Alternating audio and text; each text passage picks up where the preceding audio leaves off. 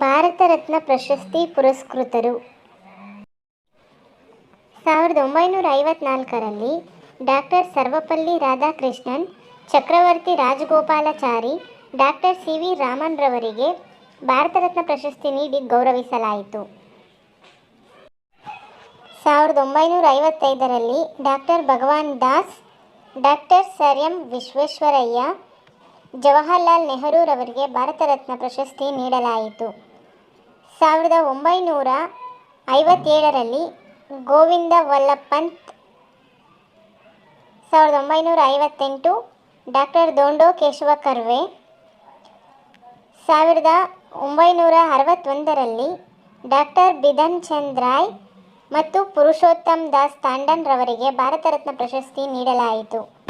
1962ರಲ್ಲಿ doctor Babu Rajendra Prasad ರವರಿಗೆ ಭಾರತ ರತ್ನ ನೀಡಲಾಯಿತು.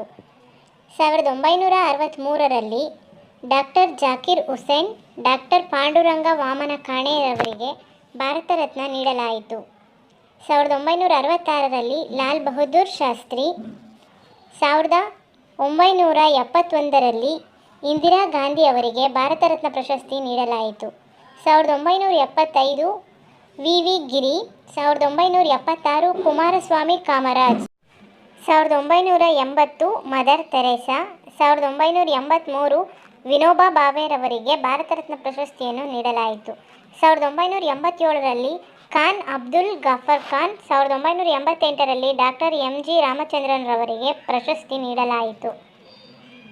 1990ರಲ್ಲಿ ಡಾಕ್ಟರ್ ಬಿ ಆರ್ ಅಂಬೇಡ್ಕರ್ ಮತ್ತು ಡಾಕ್ಟರ್ ನೆಲ್ಸನ್ ಮಂಡೇಲಾ ರವರಿಗೆ ಪ್ರಶಸ್ತಿಯನ್ನು ನೀಡಲಾಯಿತು. 1991ರಲ್ಲಿ ಸರ್ದಾರ್ ವಲ್ಲಭಭಾಯಿ ಪಟೇಲ್, ಮೊರಾರ್ಜಿ ದೇಸಾಯಿ, ರಾಜೀವ್ ಗಾಂಧಿ ರವರಿಗೆ ಭಾರತ ರತ್ನ ಪ್ರಶಸ್ತಿ ನೀಡಲಾಯಿತು. 1992ರಲ್ಲಿ ಮೌಲಾನಾ ಅಬುಲ್ ಕಲಾಂ ಆಜಾದ್, ಜೆ.ಆರ್.ಡಿ. ಟಾಟಾ, ಸತ್ಯಜಿತ್ ರೇ ರವರಿಗೆ ಭಾರತ ರತ್ನ ಪ್ರಶಸ್ತಿಯನ್ನು ನೀಡಲಾಯಿತು. 1997ರಲ್ಲಿ ಎ.ಪಿ.ಜೆ. ಅಬ್ದುಲ್ ಕಲಾಂ, ಗುಲ್ಜಾರಿಲಾಲ್ ನಂದಾ, ಅರುಣ್ ಆಸಿಫ್ ಅಲಿ ಅವರಿಗೆ ಭಾರತ ರತ್ನ ಪ್ರಶಸ್ತಿಯನ್ನು ನೀಡಲಾಯಿತು. 1998ರಲ್ಲಿ ಎಂ.ಎಸ್. ಸುಬ್ಬಲಕ್ಷ್ಮಿ, ಸಿ. ಸುಬ್ರಹ್ಮಣ್ಯಂ, ಜಯಪ್ರಕಾಶ್ ನಾರಾಯಣ್ ರವರಿಗೆ ಭಾರತ ರತ್ನ ಪ್ರಶಸ್ತಿಯನ್ನು ನೀಡಿ ಗೌರವಿಸಲಾಯಿತು. 1999ರಲ್ಲಿ ಪಂಡಿತ್ ರವಿಶಂಕರ್, ಡಾಕ್ಟರ್ ಅಮರ್ತ್ಯ ಸೇನ್, ಗೋಪಿನಾಥ್ ಬೋರ್ಡೋಲಿಯಾ ರವರಿಗೆ ಭಾರತ ರತ್ನ ಪ್ರಶಸ್ತಿಯನ್ನು ನೀಡಲಾಯಿತು.